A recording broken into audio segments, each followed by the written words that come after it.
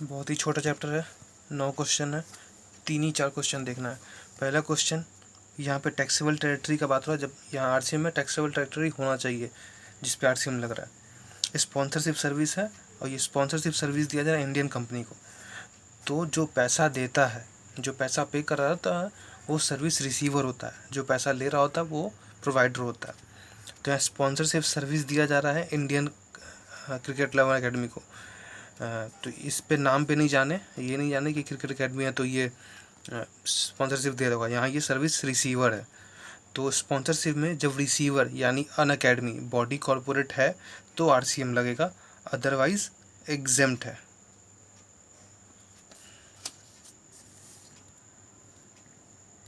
Sorry, गलत बोले अभी, अदरवाइज एनसीएम लगेगा। तो यहाँ पे जो रिसीवर है वो बॉडी कॉरपोरेट है तो आरसीएम लगेगा।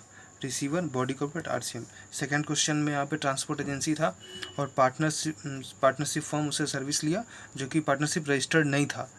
तो नहीं होने के बाद भी इसको रजिस्टर होना पड़ेगा, रजिस्टर और नॉट, आरसीएम पार्टनरशिप फॉर्म को देना पड़ेगा। जैसे यहाँ पे एग्जेम्प्ट लिखा है अनरजिस्टर्ड पर्सन में, लेकिन ये इसके अंदर नहीं है क्योंकि ये बॉडी कॉर्पोरेट के अंदर आ रहा है तो वहाँ आरसीएम लग। अब 2 ऑप्शन है तो यहाँ पे आरसीएम में 5% देगा। इसके बाद सेकंड क्वेश्चन, ये 1 renting of immovable property repeat है, थर्ड 1 का रिपीट है। Question number 4, renting of immovable property. तो गवर्नमेंट जब प्रॉपर्टी दे रहा है तो गवर्नमेंट आरसीएम कहीं देना नहीं चाहता है। तो सिर्फ एक यही केस है जहाँ पे बोला तुम हमसे जो करा लो, हम खुद भी आरसीएम देने के लिए गवर्नमेंट यहाँ पे रेडी है।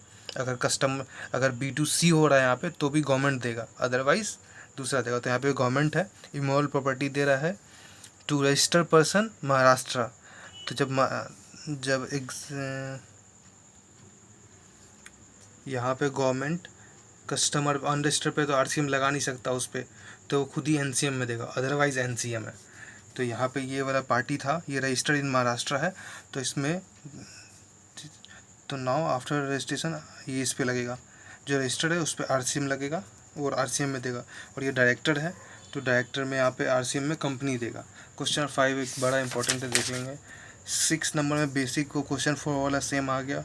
4.1 का इमूवेबल प्रॉपर्टी का स्पॉन्सरशिप में यहाँ कंपनी टू इंडिविजुअल को दे रहा है तो इंडिविजुअल, स्पॉन्सरशिप में कहानी था टू बॉडी कॉरपोरेट और अदरवाइज एनसीएम। तो कंपनी दे रहा है, यहाँ पे पैसा दे रहा है इंडिविजुअल कंपनी को, तो ये अन अकेडमी हो गया।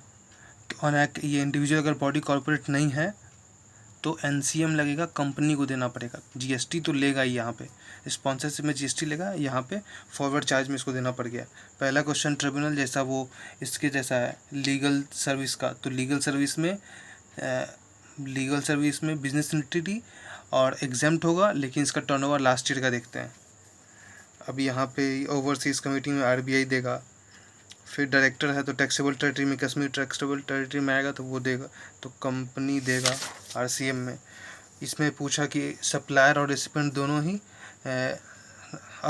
Any person other than recipient supplier liable to tax, दोनों ही नहीं होगा। तो किस में, ई कॉमर्स में, ई कॉमर्स 9(5) जो आता है उसमें अदर देन सप्लायर और रेसिपेंट होता है। इसमें एक नया अमेंडमेंट है रेस्टोरेंट का।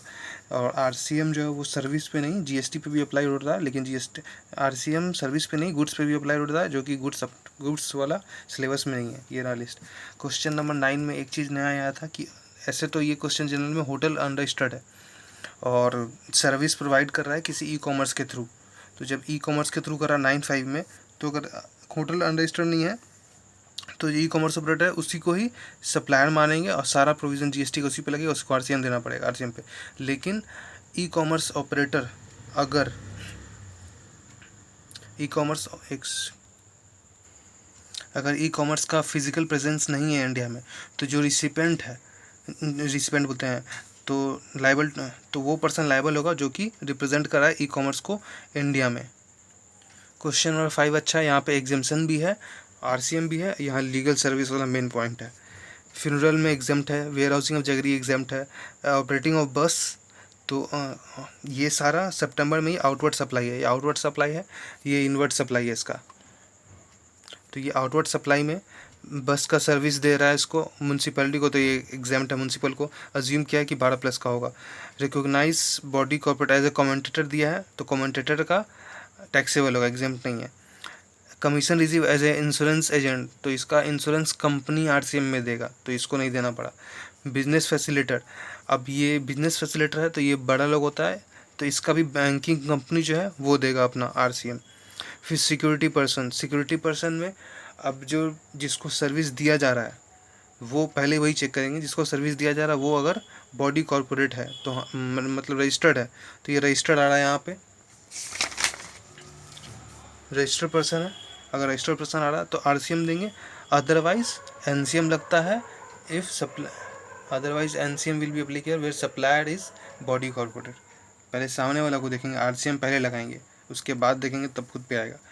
अब यहाँ पे freight to unregistered person transport agency, तो अब no ITC, freight to unregistered, freight payment किया अनरजिस्टर्ड, हाँ तो आरसीएम देना पड़ेगा, ये देगा आरसीएम। यहाँ एक इसका ये लाइबिलिटी बन रहा है आउटवर्ड पे, यहाँ इधर आरसीएम पे लाइबिलिटी बन रहा है आईटीसी इनवर्ड पे। फिर लीगल सर्विस रिसीव कर रहा है ये, तो जब लीगल सर्विस के हिसाब से किसी को लीगल सर्विस दिया जाता है तो सामने वाला अगर बिजनेस एंटिटी है तो आरसीएम में जाएगा, लेकिन सामने वाला का लास्ट ईयर का देखेंगे, अगर वो अनरजिस्टर्ड था लास्ट ईयर में तो एग्जाम्प्ट कर लिया जाएगा। रजिस्टर्ड है तो टैक्स लगेगा, अदरवाइज एग्जाम्प्ट होगा। रजिस्टर के लिए फिर उसका लास्ट ईयर का देखते हैं, करंट ईयर का नहीं देखते हैं। लास्ट, अब यहाँ पे लीगल सर्विस इसको दिया जाए जो कि पार्टनरशिप फर्म, ये तो लास्ट ईयर में इसका टर्नओवर एक्सीड नहीं किया था तो ये अनरजिस्टर्ड था, इसलिए यहाँ पे लीगल सर्विस भी एग्जाम्प्ट हो जाएगा। अब ये उसका रिकॉग्नाइज ऑन बॉडी वाला आ गया और यहाँ आरसीएम वाला पेमेंट आ गया, बाकी क्लियर।